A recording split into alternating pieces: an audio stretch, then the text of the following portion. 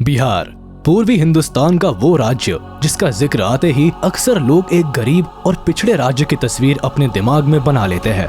लेकिन आपको एक बात जानकर हैरानी होगी कि यहाँ के जमुई की मिट्टी सोना उगलती है। और दिलचस्प बात यह है कि जगह एक दो नहीं बल्कि देश का 44% सोने का भंडार अपने गर्भ में लिए बैठी है। ऐसे में सवाल उठता है कि आखिर कैसे इतने सालों तक ये इतना बड़ा खजाना सरकार और लोगों की नजरों से छिपा रहा।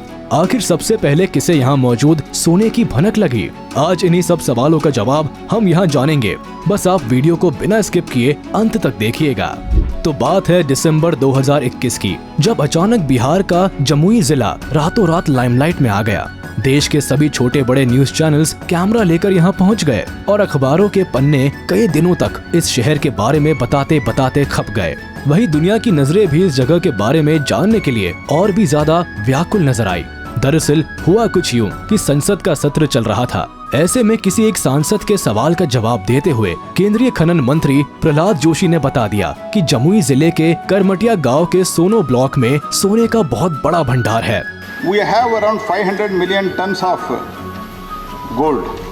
बस फिर क्या था, ये सुनने की देर थी और सब पहुंच गए ये जानने कि आखिर इतना सोना यहाँ आया कहाँ से। और इतना ही नहीं, स्थानीय लोगों ने तो करमटिया का नाम ही बदल दिया और कर दिया सोनमटिया। यानी आज तक जिन इलाकों से नक्सलियों की बंदूकें बारूद उगलती थी, वहाँ की धरती अब सोना उगलने वाली है।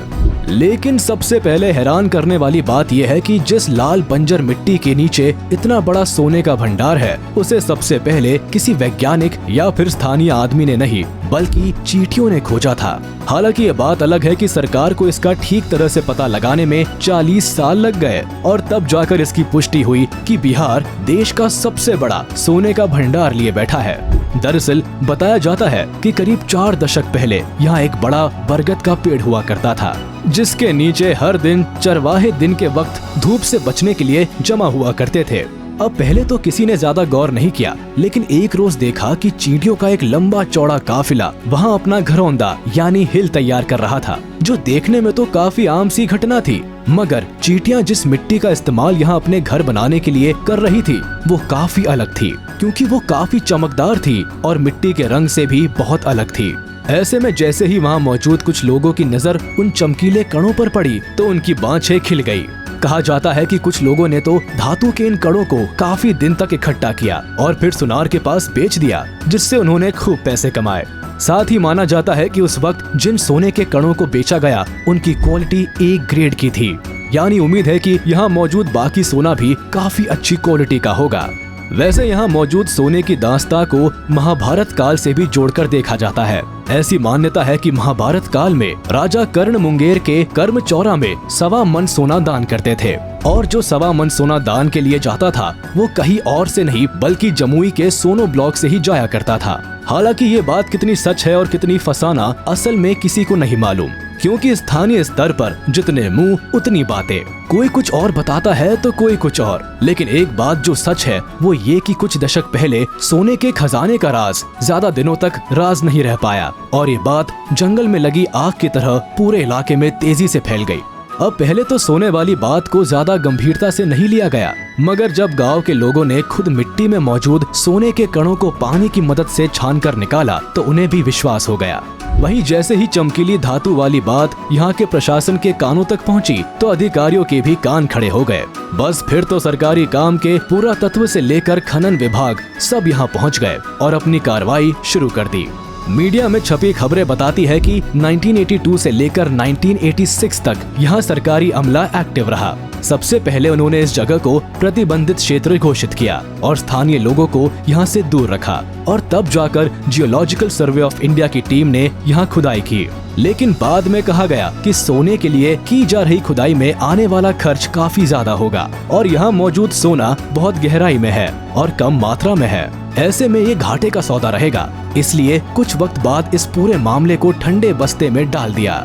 लेकिन साल 2010 और 11 में जमुई के सोने को लेकर प्रशासन की नींद एक बार फिर टूटी और खुदाई का काम फिर शुरू हुआ।